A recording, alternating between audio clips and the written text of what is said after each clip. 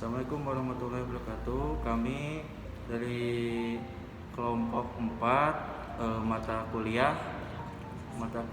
perilaku organisasi yang berjudul organisasi sebagai sistem institusional yang beranggotakan 7 orang. Tetapi kami di sini hanya berenam, satu orang lagi sedang berhalangan. Yang pertama saya pribadi, Puja Sukrila. Kedua, saya Rara Chandra Zahra. Yang ketiga Muhammad Hairul Falah. Yang keempat Muhammad Fadli Pramudi. Yang kelima Marga Yuda Finansyah. Dan saya Nyai Ida Yudia. dan yang ketujuh itu Abdul Rahman yang berhalangan hadir. Di sini kami akan memaparkan artikel yang masing-masing kami ambil. Pemaparan yang pertama akan disampaikan oleh Herafal. Apa judul artikel yang Anda ambil? Judul yang saya ambil adalah implementasi anggaran berbasis kinerja menuju organisasi yang kompetitif dan berorientasi pasar. Apa saja tujuan dari artikel yang Anda ambil tersebut? Tujuan yang ingin dicapai dari konsep NPM ini percapaian efisien, efektif, transparansi, dan akuntabilitas sektor publik seperti yang terjadi di sektor swasta. Bisakah Anda jelaskan kesimpulan dari artikel tersebut? Coba kan dulu. Proses pelembagaan terhadap anggaran berbasis kinerja dimulai sejak penetapan status RSUD Dr. Iskak Tulung Agung sebagai BLUD. Penyusunan RBA merupakan bentuk penerapan anggaran berbasis kinerja yang paling real, sehingga RSUD Dr. Iskak Tulung Agung berusaha untuk melaksanakannya. Pemaparan review yang kedua akan dipaparkan oleh saudara. Saya Muhammad Fadli Pramudi. Apa judul review yang Anda pilih? Judul itu saya adalah Data Analitik dalam Administrasi Pajak Indonesia Kajian Institutional Arrangement. Apa tujuan Anda memilih judul review tersebut?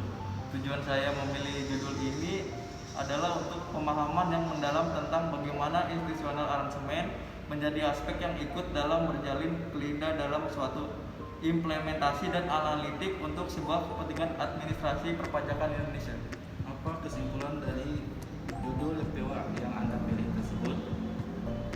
Kesimpulannya untuk memenuhi kebutuhan pengguna TIK secara lebih fleksibel sesuai dengan panduan dalam tata kelola interaksi, praktik informal, dan ketentuan formal sebagai bagian keseluruhan proses implementasi data analitik. Seperti kesadaran akan penting data governance sebagai bagian tata kelola TIK yang dapat dikembangkan lebih lanjut menjadi data governance yang lebih komprehensif dengan mempertimbangkan ketentuan formal dan juga best practice yang ditawarkan di area data manajemen ini. Oke, pemaparan review yang ketiga akan dipaparkan oleh saudari Nyai Ida Yudia. Apa judul review yang Anda pilih? Judul review yang saya pilih yaitu Pemberdayaan Masjid Indonesia dalam Perspektif Building Institusional. Apa tujuan judul review yang Anda pilih? Tujuannya yaitu karena artikel ini mendeskripsikan unsur-unsur masjid sebagai sebuah lembaga yang memenuhi kriteria pembangunan kelembagaan. Apa kesimpulan dari judul review yang Anda pilih? Kesimpulannya yaitu arah yang tidak terarah telah menyebabkan upaya pemberdayaan masjid-masjid dan musholah di Indonesia yang selama ini dilakukan oleh Kemenag menjadi tumpang tindih dengan upaya pemberdayaan yang dilakukan oleh unsur-unsur kaitan. Review yang keempat akan disampaikan oleh saudari Rara Chandra. Apa judul review yang Anda pilih? Konvergensi media, analisis institusional komunikasi bisnis pada Transmedia Group. Apa tujuan judul review yang Anda pilih? Tujuan penelitian ini terbagi menjadi dua, yaitu secara umum dan khusus. Secara umum, tujuan penelitian ini adalah mengembangkan ilmu komunikasi, khususnya bidang komunikasi dan konvergensi media di Indonesia. Secara umum, secara khusus yaitu tujuan penelitian ini ada satu, menjelaskan bentuk dan tahapan konvergensi media pada Transmedia Group. Yang kedua yaitu menjelaskan komunikasi bisnis yang dilakukan oleh Transmedia dalam menghadapi persaingan industri media yang ketat. Apa kesimpulan dari review yang Anda pilih? Kesimpulannya yaitu Transmedia Group melakukan konvergensi media untuk memenuhi kebutuhan pasar akan perkembangan teknologi dan menghadapi persaingan yang ketat dalam dunia industri media. Menghadapi pasar bebas ASEAN atau ASEAN Economic Community, pada akhir tahun 2015 Indonesia akan bersaing dengan negara lain dalam menarik investor asing. Ya, ini kan pemaparan yang kelima untuk saudara Puja Suprila. Puja Suprila. Apa judul review yang saudara pilih? Yaitu implikasi peran kelembagaan terhadap sistem pemasaran gambir di Kabupaten 50 Kota Provinsi Sumatera Barat. Apa tujuan saudara memilih judul review tersebut? Tujuannya yaitu menganalisis peran kelembagaan dalam sistem pemasaran gambir di Kabupaten 50 Kota dan merumuskan alternatif kebijakan dari implikasi peran kelembagaan dalam sistem pemasaran gambir di Kabupaten 50 Kota. Kesimpulan apa dari judul review artikel yang Anda bikin? Kesimpulannya yaitu menunjukkan peran kelembagaan pemasaran lebih dominan daripada peran kelembagaan tingkat petani dalam sistem pemasaran gambir di Kabupaten 50 Kota, sehingga menyebabkan petani cenderung menjadi price akibat lemahnya sistem pemasaran gambir. Oke, pemapar review yang ke-6 akan dipaparkan oleh saudara Marga Yuda Firmansyah. Apa judul review yang Anda pilih? Analisis hukum terhadap investor institusional sebagai salah satu penentu fakta material dalam prinsip keterbukaan di pasar modal. Apa tujuan dari judul review yang Anda pilih? Tujuan untuk mengetahui dan memahami pengaturan mengenai penentu fakta material menurut Undang-Undang Nomor 8 Tahun 1995 tentang pasar modal, untuk mengetahui dan menganalisis fakta material dengan adanya transaksi yang dilakukan investor institusional di pasar modal. Apa kesimpulan dari judul review yang Anda pilih? Kesimpulannya, implikasi dari ketentuan yuridis tersebut adalah pertama, informasi atau fakta penting dan relevan mengenai peristiwa atau kejadian sudah dapat dikategorikan sebagai fakta material karena tidak dirinci lebih lanjut peristiwa atau kejadian seperti apa yang akan disebut sebagai fakta material.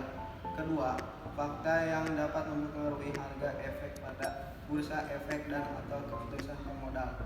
Calon pemodal atau pihak lain yang berkepentingan atas informasi atau fakta tersebut terkategorikan sebagai fakta material.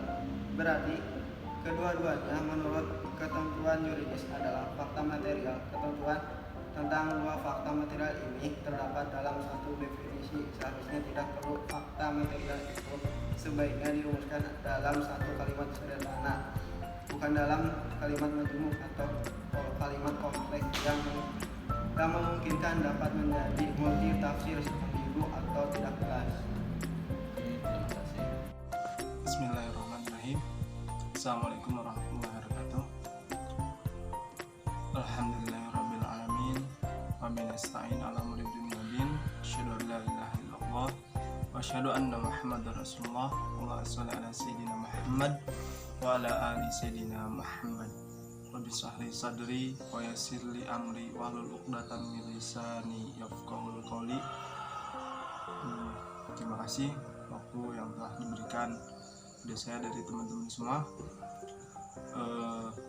Saya di sini akan menjelaskan atau memaparkan sedikit apa yang telah saya review dari sebuah artikel yang bertema itu tentang korupsi. Judulnya lebih tepat itu tentang kebijakan pencegahan korupsi sektor sumber daya alam melalui pendekatan institusional dan struktural. Saya mengambil tema korupsi itu bukan tentang berbicara kita mencari kejelekan bangsa kita atau negara kita, tapi bagaimana kita memahami dinamika dalam negara ini gitu, agar kita paham apa yang sebenarnya terjadi dengan bangsa ini, khususnya yaitu tentang korupsi. Dalam hal ini saya memiliki beberapa tujuan mungkin, tapi tujuan ini saya akan jelaskan, saya padatkan gitu ya. Itu tujuannya itu untuk mengetahui seberapa banyak kasus korupsi di bidang sumber daya alam dan bagaimana lembaga independen semisal KPK melakukan pemberantasan korupsi di Indonesia dengan menerapkan sistem hukum di Indonesia yang sesuai dengan undang-undang. Nah, seperti itu. Kesimpulan yang saya ambil dari artikel ini, perlu kita ketahui bahwa di sini keberhasilan pencegahan suatu tindak korupsi sangat tergantung dari efektivitas penindakan korupsi serta dalam waktu yang bersamaan. Itu KPK memiliki integritas yang sangat tinggi.